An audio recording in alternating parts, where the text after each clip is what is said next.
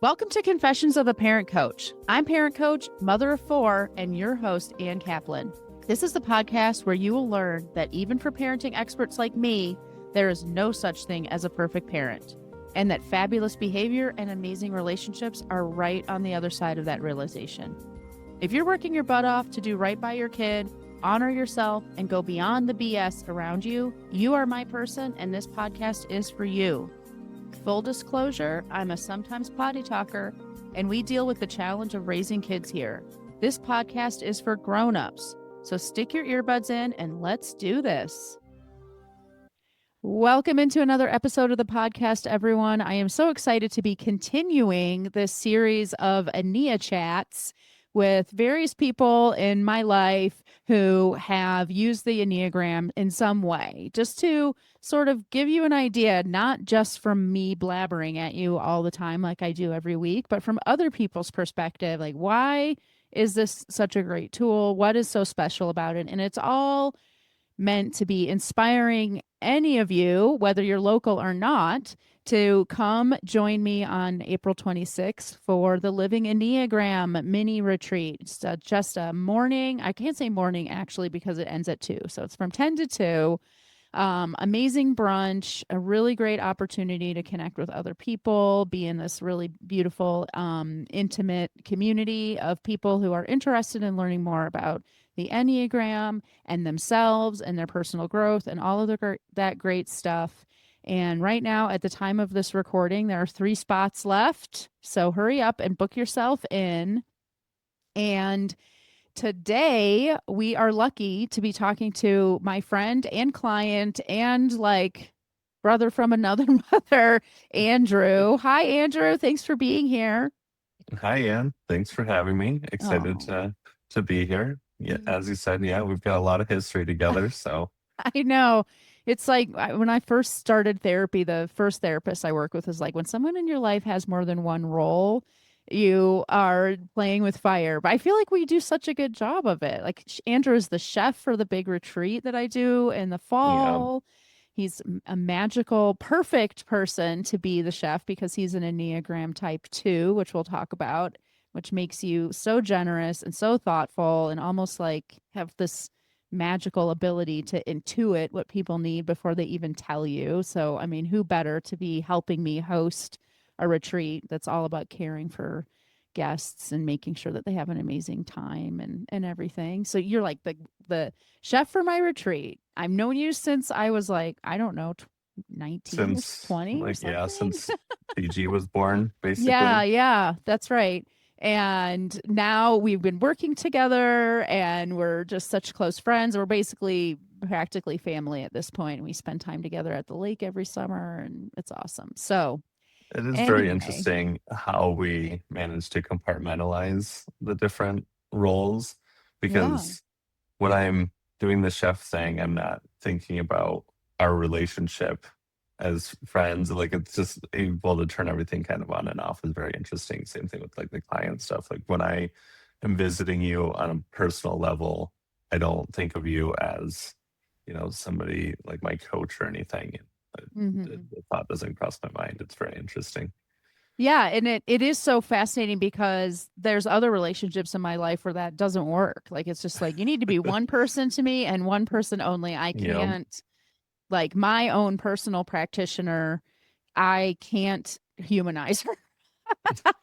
Like anytime that my husband Mike is a 2 also, and he really cares so much to like learn about, her like backstory and what's going on in her life and all of that stuff. And I'm like, I do not want you to tell me any of that stuff because you have to be just this like magical unicorn person that has like some sort of crazy sacred skill set that is like helping me. And if you start talking to me about like what you did this weekend, I'm like, no, you can't, I can't do it. yeah, I'm the same way when it comes to my therapist and things like that. Absolutely. You like them to be like just who they Completely are and separate. nobody Yeah. else. Okay, Yeah. so that's so interesting because you and Mike are the same type.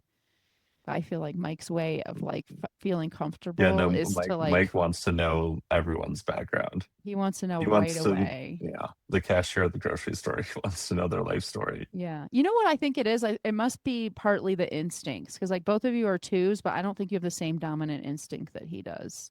I don't know if you've thought about that before. No, Maybe that's I don't something know we can anything get about the into. instincts. Ooh, we might accidentally have an instinct conversation right now. But before we go down that rabbit hole, why don't you just maybe tell everybody, how did you find out about the Enneagram? What was it like for you to kind of just figure yourself out a little bit there? Well, like most people in Anne's life, I figured out about the Enneagram from Anne.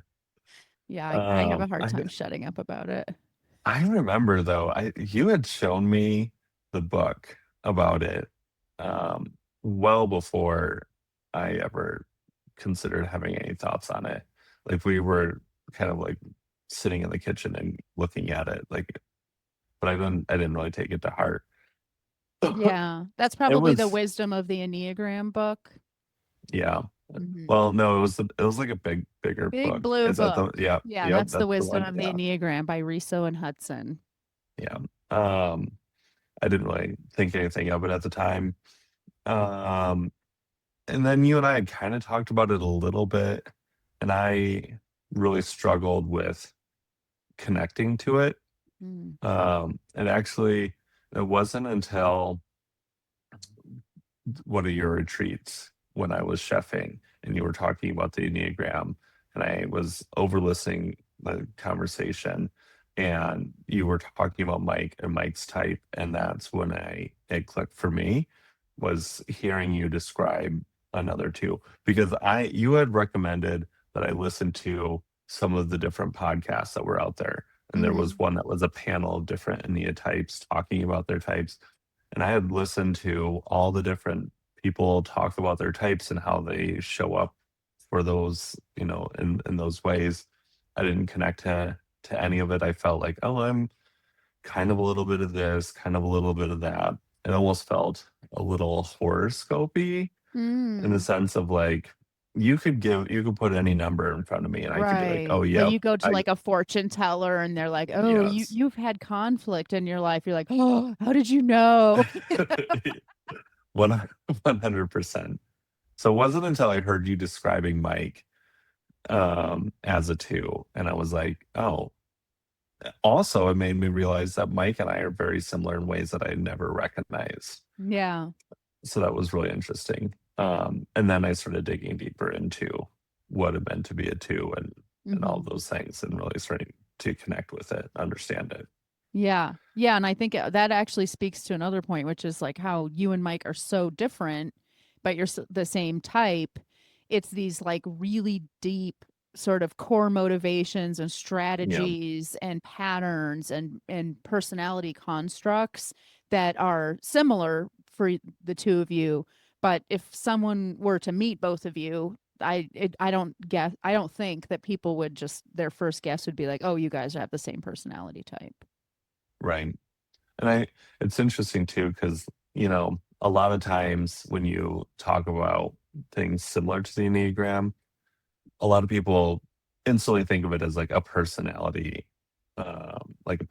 quiz type thing. Yeah, totally. And it's describing like how you are instead of like why you are. And I think that for me, that was the big difference, is Mhm. like understanding that it's explaining more, not like, oh, I'm this type of person, but it's I act this way or I behave this way because of these reasons. Like it's, to your point, that core Mhm. motivator. And that was a big shift for me, was get to get to a point where I recognized it as like an explanation, but not a description or a definition, I suppose. Yeah, that when I did a interview with Ren a couple weeks ago, and that was like one of the things we circled around was like the difference. Like the Enneagram is almost like explains instead of just describes, Yeah, and if that feels like a big difference to me, or like a really good little sort of like soundbite way to explain the difference. So, what do you think like once you finally kind of connected with like, oh, this feels like me, like what do you think drew you in to keep learning? well, I mean, I think for me, the biggest thing is like this whole personal growth journey that I feel like I'm on. Like it was kind of what kickstarted that. I've always been the type to want to be in therapy and really pride myself on being self-aware. So like for me, this was a step of self-awareness that I hadn't connected with before. Mm-hmm. And so that felt really empowering, like to be like, oh yeah, this makes sense. But then in like a growth perspective, what it's really done for me is help me acknowledge like my triggers and then be like, oh, this is coming from this core belief. And not having known that core belief, I wasn't able to process like why certain things would trigger me so much. Yeah, that's a pretty powerful thing because when you understand not just, oh, I'm behaving in this reactive way, and perhaps I wish I wouldn't, or I wish I didn't act this way, but instead to be able to say, like, I'm acting in this way and I get it. Right. Maybe you still can't stop it or change it yet, quite Yeah. yet, but it makes sense. You have, I don't know if you would agree with this, but it feels like a little bit of a gateway to some compassion for yourself. Yeah, that's a really good way of looking at it. It feels like clarity, but yeah. And I think too it kind of helps with the part that a lot of people don't recognize, which is like the healing, like like being like, oh, this is a part of me that I need to heal. And then like, okay, now I know where that's coming from, and I am aware of the voice, that ego that's constantly kind of telling me the things that I believe about myself. And now it's like, okay, how do I combat that to be able to move forward? Mm-hmm. Mm-hmm. And so with that, like self understanding and clarity and everything, like what, I don't know, could you give an example if you feel comfortable? Like what's something that's like a triggered behavior that you finally understand where it's coming from? Yeah, like one of my big things is um feeling less than in my relationships, or feeling like I'm not smart enough or not good enough. And that belief, the core value of a core motivator of it too, the core belief is like that we're not worthy of love.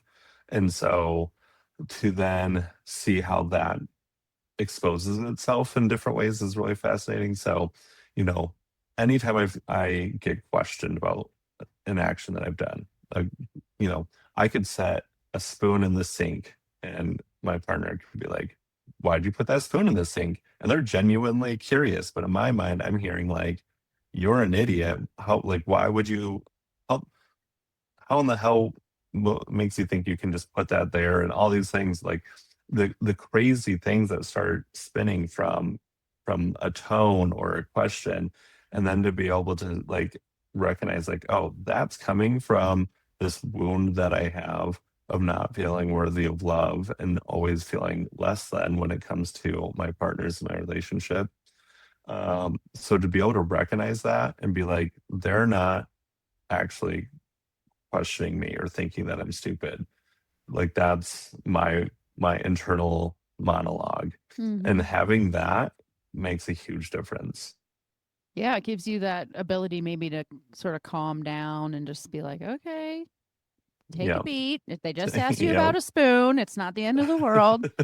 the the other thing with the Enneagram though that's kind of interesting is sometimes I guess it makes me feel like a fraud Oh, interesting. in understanding my number. And maybe this is a thing that relates strictly to the twos because we're people pleasers, right? Mm-hmm. But it's like now I recognize when I'm people pleasing, and then I start questioning what's my motivation? Am I doing this out of the kindness of my heart, or am I doing this with the expectation of getting love in return?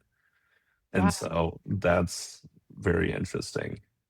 But that's also is so interesting to me as a coach. I'm just thinking like, interesting that you interpret that to mean that you're a fraud. I want to like unpack that part too. Fair enough. But I think also like what you're talking about is a really great illustration of exactly what we were speaking to before of like this isn't about just traits and descriptions. Like the description of a two is someone who's super helpful. They're incredibly thoughtful. They're so good at anticipating other people's needs and desires and meeting them. And they're so helpful and selfless. You know, we don't see what's going on beneath the surface, which is the real way that a two can identify themselves, is I feel like I have to earn love. So I'm spending all of my time trying to figure out how to gain this like status with you. You know, for a three, the status is more about like, prestige and achievement and stuff like that. For a two, that status is the status of someone that you need and love. Like, I want to have that status with every single person around me. I want to be loved and needed by everybody that is around me. And so that's why I'm so helpful. That's why I'm so good at anticipating other people's needs.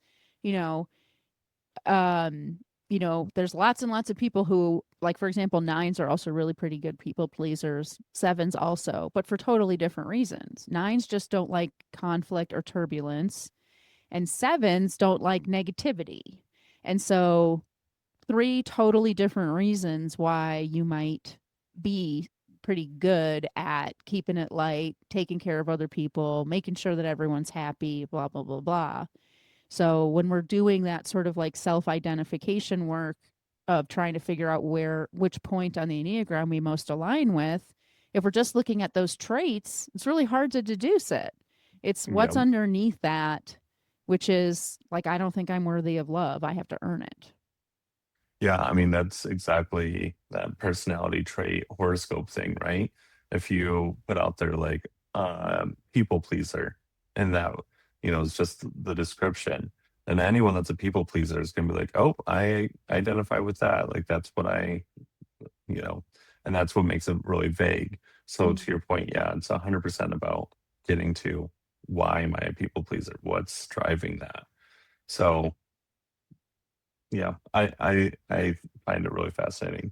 The other thing that's interesting is how I see this kind of play out in some of my relationships.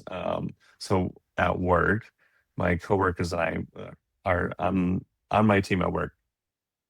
In one of our first team meetings, we had like everyone did a little like get to know you type slide, like this is who I am.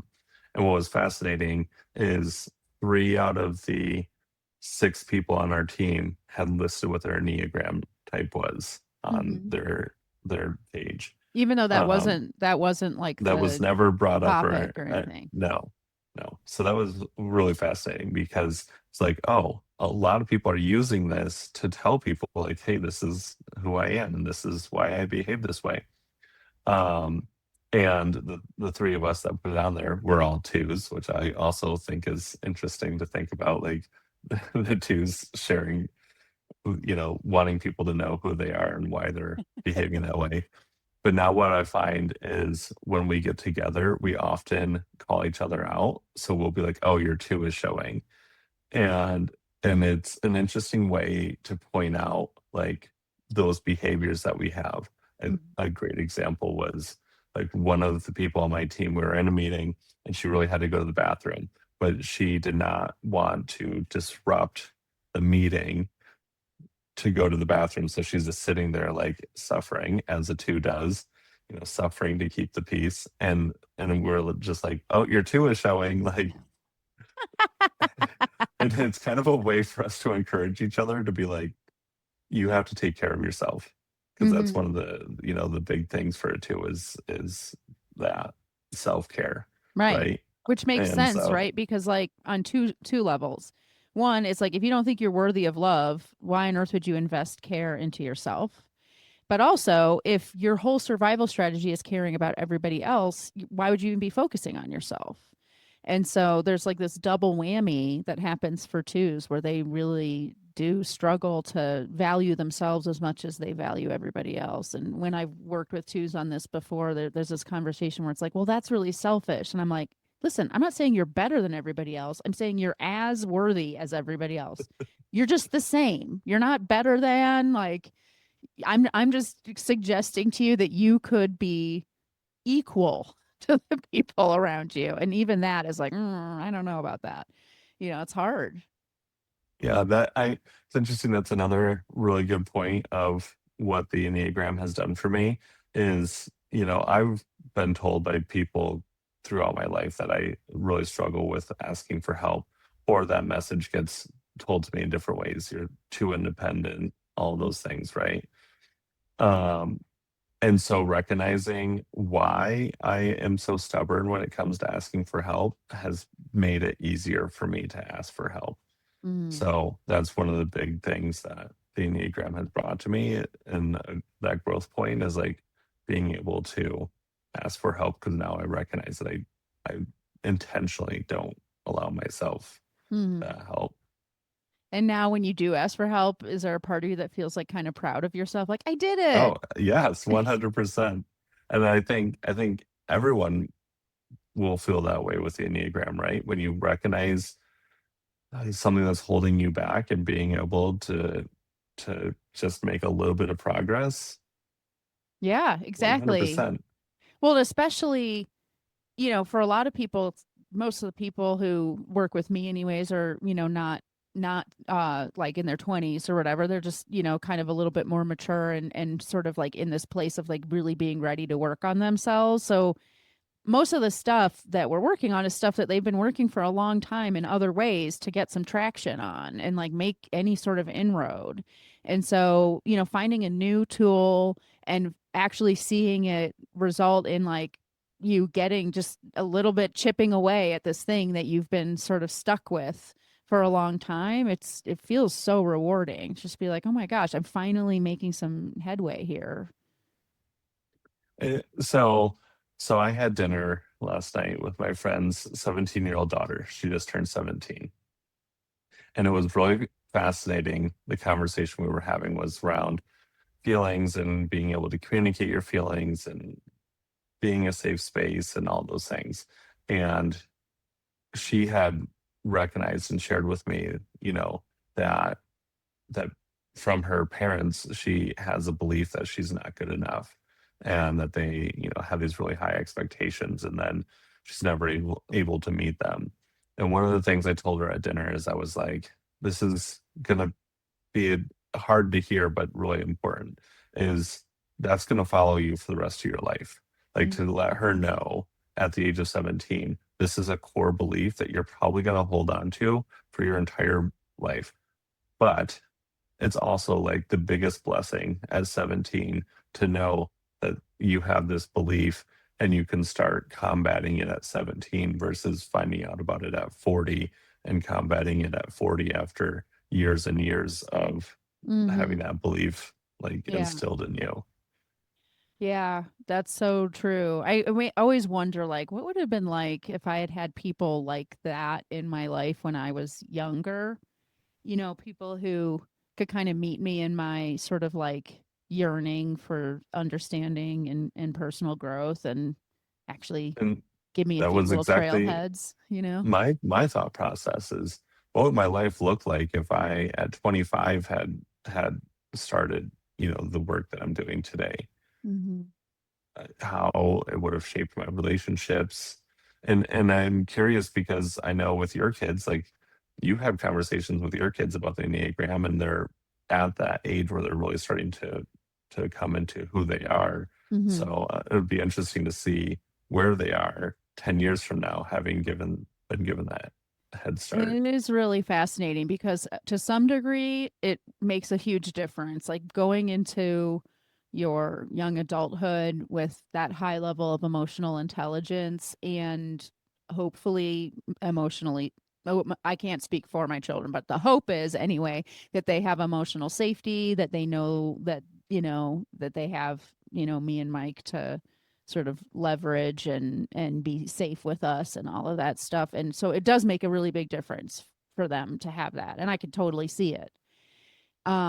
And at the same time, there's no amount of amazing parenting or wisdom or even like introducing kids to these trailheads like you did for this kid you went to dinner with last night. There's no amount of that counteracts the fact that they're 17 or whatever age they are. Like the Right. work that you and I are doing right now in ourselves, if we had to just put it in a soundbite, is basically like deconstructing the ego It's sort of like dismantling this prison that we've made for ourselves by creating such rigid personality structures. But creating those personality structures is also part of the human development process. And you can't deconstruct that stuff before you've constructed it. And so, Interesting. like, this process, like, probably the stuff that you said to this kiddo is going to stick with her. And she's going to continue to construct a personality around the core belief that she isn't good enough. She will continue to do that until she's like 33. And then she'll be like, fuck, my life is not working. This is like, it's all falling apart. And that's when she'll start to dismantle the thing that she spent the last, whatever, 15, 20 years creating. So, and that's when that trailhead that you told her about yesterday will be like, I think I need to work on that thing that Andrew told me about all those years ago about me thinking I'm not good enough, because that seems to be the crux of the matter here. So, So let me ask you then, do you think that the Enneagram is helpful for people under the age of 30? I totally do in multiple ways. So, um, like I said, it is really, really helpful for kids to have self awareness, for them to have that emotional safety, to know who they are and to understand, even if they're not ready to engage with it yet, like what is beyond where they're at right now. It's huge. I also think it's really important for people who are taking care of these kids, like who we are the shepherds for these kids, to understand them. And not that the Enneagram's the only way to do that, but it's a majorly useful way to do that. Like understanding the difference between my Ennea Type 4 daughter and my Ennea Type 6 son is, it's night and day parenting that I give them, and night and day the way that I engage with them, and um where I know I can go with them versus where I need to really tread lightly. It's different for both of them. So it's really useful to those children, even if they're not ready to like walk the personal growth journey of their Enneagram type. If they know their type and they share that information with people around them that care about them, they're giving those people tools to care for them, which is huge. But I mean, well, for example, like I was in my, let's see, how old was I when I think I was like 20. It was in my 20s when I learned what my Enneagram type was. And I engaged with that knowledge as a 29-year-old or a 28-year-old. Like I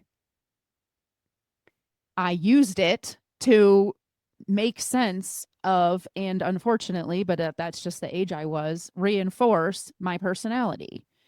Mm. Um, so, and that's the other thing that I love about the Enneagram, is that it really meets you where you're at. Like you can totally engage with the Enneagram solely at the level of it being a personality test and helping you make sense of yourself and your personality. And frankly, you see especially young people using the traits of their type to justify their behavior, to defend their behavior. You know, I listen to conversations happen all the time between young people where it's like, well, I'm a 3, so I need an A on this project, and I'm not going to stop until I get it, and I don't really care who I step on. And there's no like sort of accountability yet because their frontal lobe doesn't work, but that they actually do know themselves, and it's pretty amazing to know yourself. I mean, that's the whole point of adolescence, is to construct an identity and understand who you are in this world. So they're using it as a tool to construct. Exactly. You know, it's just like Interesting. if you give people scissors. If you give a 2-year-old a scissor, they're going to do with it what 2-year-olds can do with scissors. And it's not really great decoupage, but that doesn't mean that we shouldn't let 2-year-olds learn how to use scissors, you know, and when they're 15, they might be able to make some, you know, or let's say when they're 10, they can make really cute little paper dolls, and when they're whatever, 15, they can make beautiful, you know, paper snowflakes and whatever. You know what I'm saying? So Yeah. it's a tool, and we engage with it to the capacity that we can engage with any tool.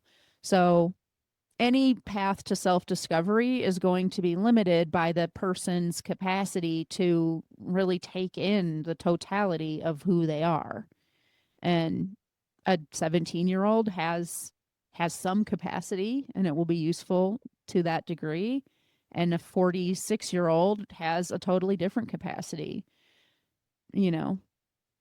Yeah. One of the things that I have struggled with Enneagram is I'm not gonna typecast my partner. I will say that that's also one of the most difficult things is to not typecast other people and be like, oh, you're being such a seven right now. Um, but what's interesting is when you talk to people who are very skeptical of the Enneagram and are chalk it up to, oh yeah, this is just another, you know, horoscope, wishy-washy. There's no science behind it.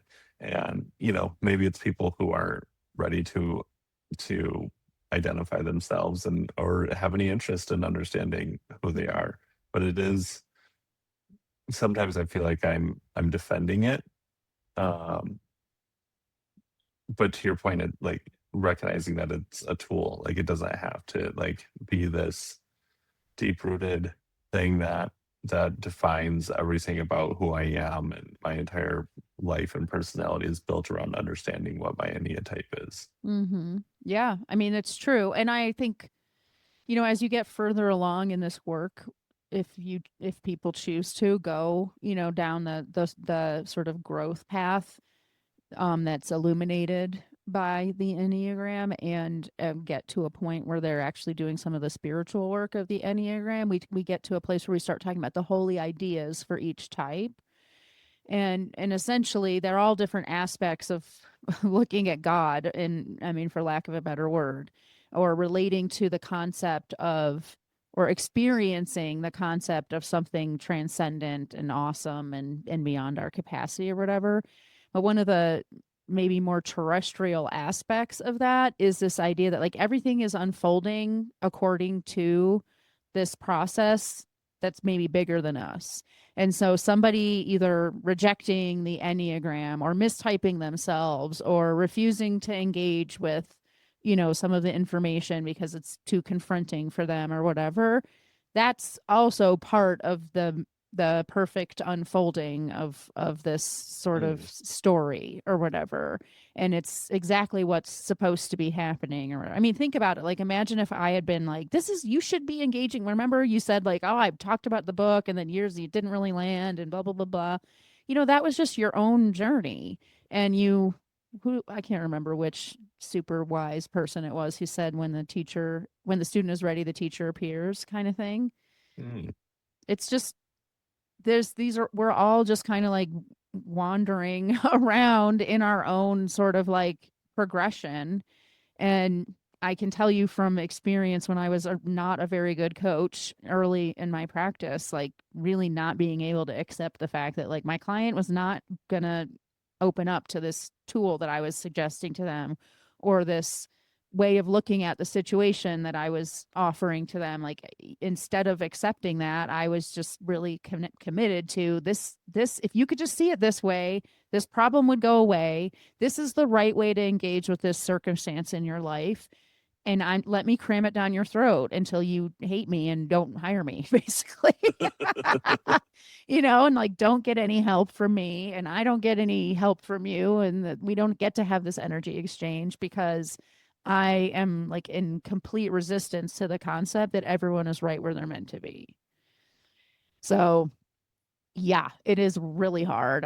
I'm fully in agreement with you, Andrew, and especially with our partners. Where, right, you guys don't know this, a little peek behind the curtain. Before we pushed record, I just spent like 10 minutes ranting about Mike to Andrew, and obviously struggling to accept that like this is just where he is in his journey right now, and it means that he's relating to me in this way, and that's fine, and I don't need to change it. Like, that was not, I think, Andrew, you can confirm that that was not the vibe I was bringing to that part of our chat.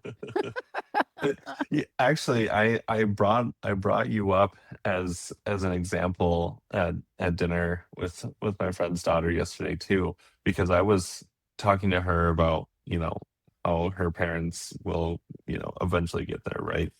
And I was kind of sharing your experience with your mom and how it, like it wasn't until just recently that she's starting to recognize some of the behavior and like being able to have conversations around it. And Mhm. think of all the years that have, have transpired as you've been able to like try and have these conversations. So to your point about somebody being there at the right time, like on their journey, like, I mean, your mom is a great example of that. Like she's just now starting Yeah. that journey in a sense. I think what I didn't understand when I was younger is that also everyone's journey doesn't end, like, doesn't get them to the same place. Like if you Yeah. imagine, this is a very linear and inaccurate way to think about this, but I think when I was younger, I thought like we all have a starting point and we're all supposed to get to this end point. This level of awareness, this level of engagement with the people around us, this nature of behavior, this way of being. Like, and if you haven't gotten there, you're not done yet.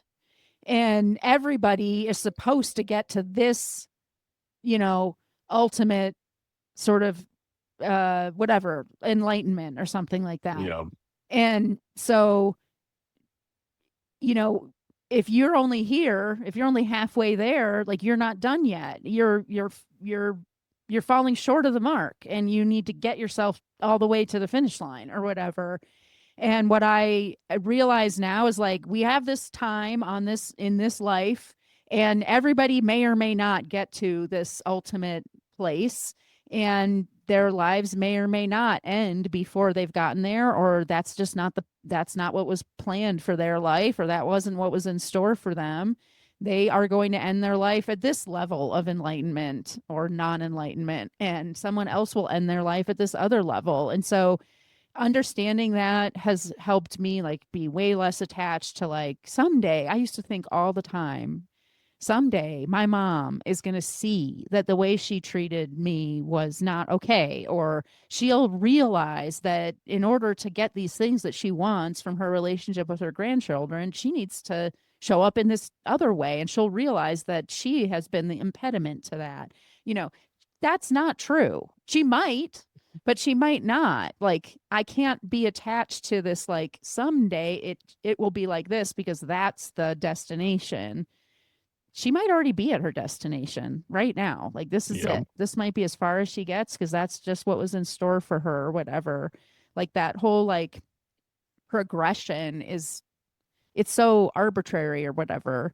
And, obviously it's not really true that there is one specific destiny. Well, we're all getting to the same destination, which is death and then reunification with whatever the universe. So that's going to happen no matter what. You can like quit the race halfway through and you'll still end up at the finish line.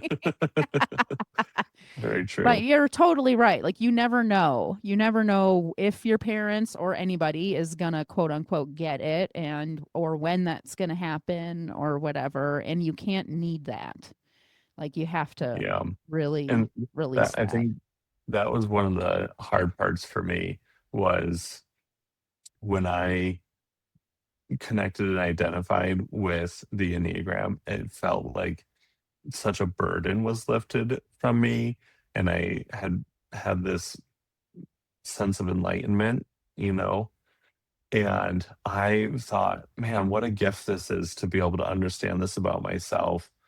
And I want everyone to have the same experience and the same gift. And I was trying so hard to get my partner to like have the same aha moment and be and like identify themselves and be like, oh man, the world has opened up because now I understand why I behave the way that I Right. do. Yeah, I And know it. it's so hard because we expect everyone's experience to be the same as ours, which is hard because we know that that's not the case. And two, you can't, to your point, you can't force that journey on someone, Right. right? Like Yeah. it means a lot less if you were like, go find your Ennea type, and I am like, just like, all right, I'm only doing this because it was a homework assignment, you Right. know, Yeah. And versus coming to it on your own. it's hard to feel that sense of enlightenment and self-discovery when someone's like, "See, this is what you should think about yourself." It's so tricky, that thing. It's like always to think about all of this stuff as just giving people an invitation. leading them to a threshold that they get to decide if they cross or not. And that is really, really tricky. And to take it back to that, like sort of that, those holy ideas again, this idea that like everything is exactly not just like it's unfolding the way that it's supposed to, but it's there's something beautiful. It's already good enough. Like it's already perfect right now.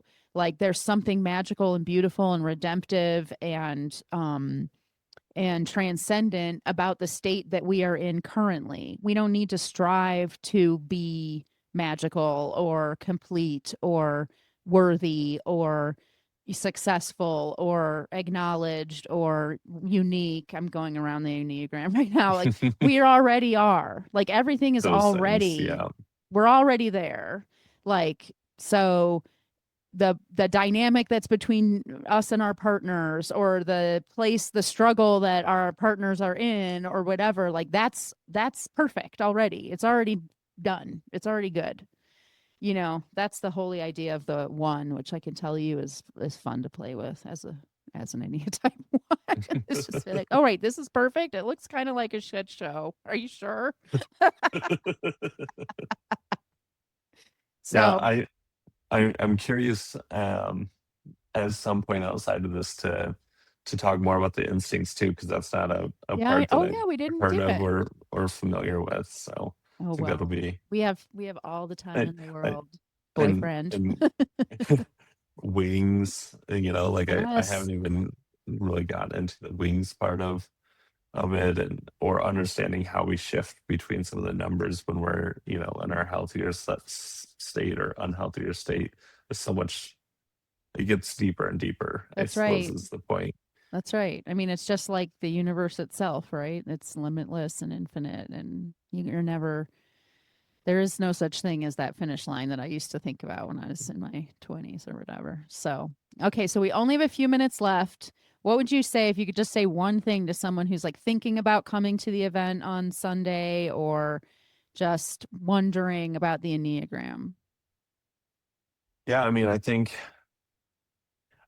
my hope would be that everyone experiences that Yeah. aha moment that I had when I connected with it. Like being able to recognize the motivation behind your behavior is a level of self-awareness that feels enlightening. Mm-hmm. And I think that was the biggest thing for me. Like even if I stop there, like to be able to recognize like, oh, that's why I behave this way has been able to help me grow in different ways, just that recognition. Yeah, absolutely. And it really speaks to the fact that, like, no matter where you are using the Enneagram or what level you're engaging with it at, it is something that can completely be life changing for sure. I guess my question to you when you had brought up this mini retreat, this 10 to Hmm. 2, Hmm. like do you think that people I don't know how many people are going to be there, so but do you think that people can connect with their type in a matter of 4 hours Yes, you're in doing in a such a good session like job of this? reminding me how bad I'm doing at marketing this event. So, everybody who comes to the retreat has a chance to meet with me one on one beforehand. So, like Okay. to help them really feel connected to their type, confirm it if they're not sure, all of that stuff. They also get information like right when they register, like they get sort of like a step by step, like here's how to hone in on what type you think you are if you don't know. So by the time they come to the retreat, hopefully everybody at least has an idea of what point on the Enneagram they most resonate with. And then we sort of we spend some time talking about like what is the Enneagram, not beyond just being a personality test. Like what is it really? Where did it come from? Like why is it?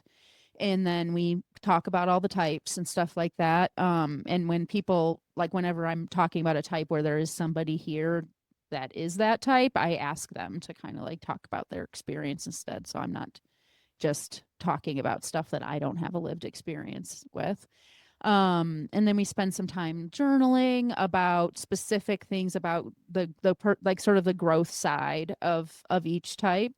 And then come together and talk more about like the transformational side of the Enneagram versus just that sort of like type description side and everything like that. So I do think that it's possible, partly because it's not just those 4 hours, but also because I'm really fucking good at running retreats.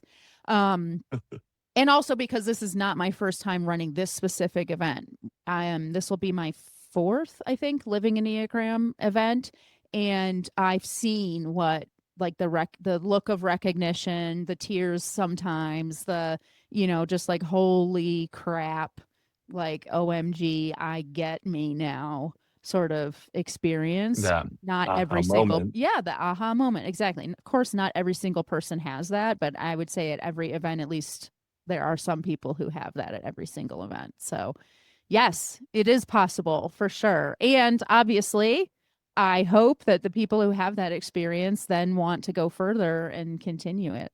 So, this is once again just an invitation to come to the retreat. And the retreat itself is an invitation to cross another threshold of maybe coming to the big retreat or working with me in a more long-term capacity or whatever. So, but you get to have like a 4 hour, like, immersive experience that gives you just that, you know, the taster menu, I guess I would say, to use your chefery terminology. Right. Yeah. So Cool. anyway, we're at time. I have a mama waiting for me in my Zoom room right now. Thank you so much, Andrew, for being here. This was like a really, really productive conversation. I really Yeah. appreciate you so much. Happy to be here. All Oh, right. okay. I'll talk to you soon. Have a great retreat. Talk to you Bye, soon. everybody. Bye. The episode is over, but there's more waiting for you. You can grab my free workbook, Getting Kids to Listen the First Time, that walks you through the fundamental principles I teach all of my clients and applies them to this very universal parenting challenge. So if you're sick of repeating yourself all day long or just want to learn more about my style, you'll definitely want to go to bit.ly/kidswholisten. And if you're ready to work with me, let's meet. Set up a free call at bit.ly/Kaplan call, and let's create an action plan that gets you exactly where you want to go. And of course, links to all this goodness are in the show notes. Thanks for joining, and I'll see you next time.